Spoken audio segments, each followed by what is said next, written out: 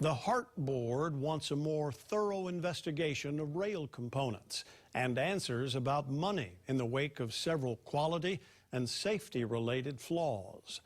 It follows issues Always Investigating revealed earlier this year. We were first to report several tendons that hold the segments together had snapped and that shims to level the track have begun to crack already. Gina Mangieri is Always Investigating and has the latest. Gina? Joe, the mounting flaws pose more than just construction-related problems. Both the tendon system and the shims along the whole line will have to be closely watched, maintained, and replaced as needed for the life of the line. We've been following serious quality issues, failing tendons, the use of leveling shims questioned and now cracking by the thousands. Today, the HART board got an in-depth look at both from HART's engineering and construction team.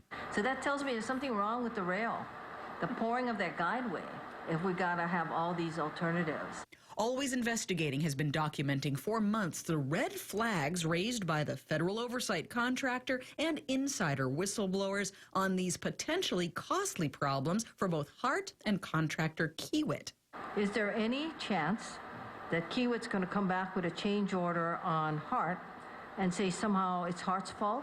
What we've been trying to do is put it squarely in their court, saying this is a problem that you're experiencing and it's your responsibility to remedy it. Issue 1, the tendons, a wire and anchor system tugging the spans into place. 3 have already had fractured strands, another 3 swapped out for corroded anchors, and another 6 over grout too soft to hold in place right. Kiewit has tapped all tendons with a hammer to judge by sound if they seem okay, but fewer than 60 anchors out of nearly 1,600 have been checked. A sample size forensic engineers, HART, and the contractor are going back and forth on. Kiewit's position is this is sufficient, that we should be assured that after looking at 57 anchors that it's fine. We did the same type of math and we're questioning the validity of their plan. Issue 2, the height variances along the whole rail line being shimmed back to level with plastic pieces, questioned from the get-go. They're a cheaper substitute than a concrete releveling layer called a plinth.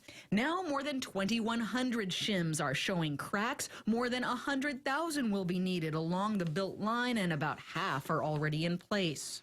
Do you know how much it costs if the 165,000 pieces are to be replaced? Because if we know they're failing, we don't even have load on it yet. Replacement and inspection of shim is going to be an ongoing program.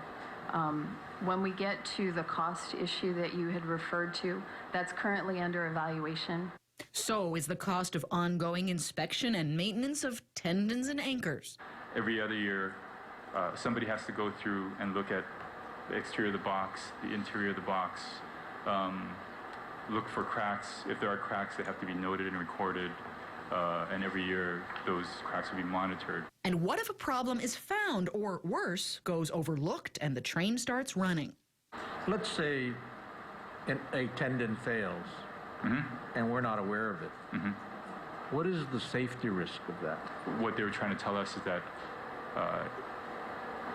you wouldn't get a failure of a whole span. You would see some distress, and you would know that you would have to essentially close down that span and replace it. Do you have any idea of what that would mean? We'd have to shut down, I assume, the system. You can't remove a tendon and then just simply have the train keep going and replace it. Correct. It'd be much more difficult once the system is up and running. Kiewit tells me they investigated all the tendon issues and think they fixed it going forward. They say the shims are being tested to make sure all the materials meet the requirements of the contract. HART wants to know, beyond just materials, could the problem be how they've been put in? So will the shims continue to be used on the next phase of the rail guideway? That's still being discussed since Kiewit isn't building it and a new contractor is taking over. We'll keep track of the issues and follow up. Gina Mangieri, KHON 2 News. HART is wrapping up a midterm report to give the feds by early next week on how the city plans to finish rail. Interim CEO Mike Formby said it will cover where they might find more revenue to build rail all the way to Ala Moana and a backup plan on how far just the current budget will get the train. HART officials hope a solid interim plan to the FTA might help get the deadline for a final financial plan pushed into 2017 instead of this year's end.